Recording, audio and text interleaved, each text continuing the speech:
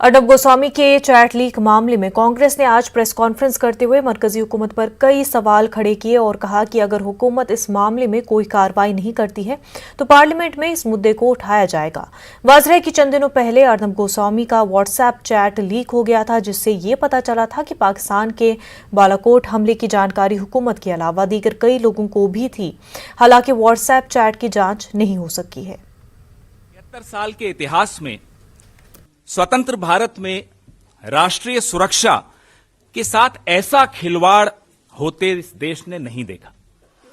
आजाद हिंदुस्तान के प्रधानमंत्री, उनके कार्यालय, गृह मंत्री एवं पूरी सरकार की मर्यादा को छिन्न भिन्न होते हुए भी यह देश देख रहा है।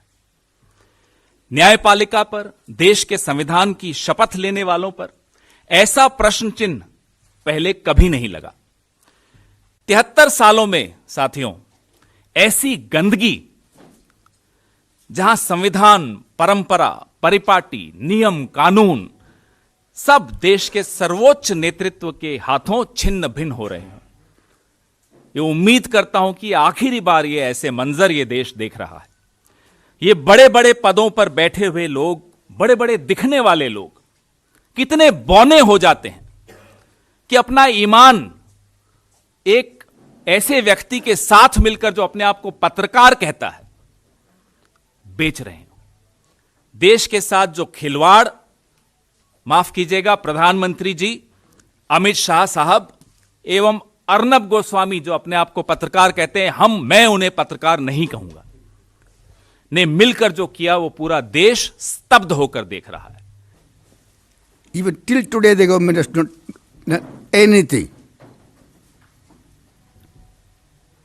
So I am sure these anti-national activities or leakage of these sensitive military operation documents, it will only few or 3 or 4 or 5 among those civilians, ministers or officials, whoever it may be, I don't suspect anybody. हमारे भारत के इतिहास में journalism के लिए एक लांछनास्पद घटना है।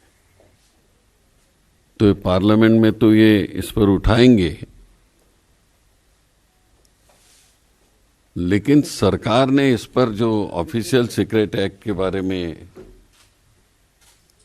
जो करना है वो अभी तक नहीं किया है।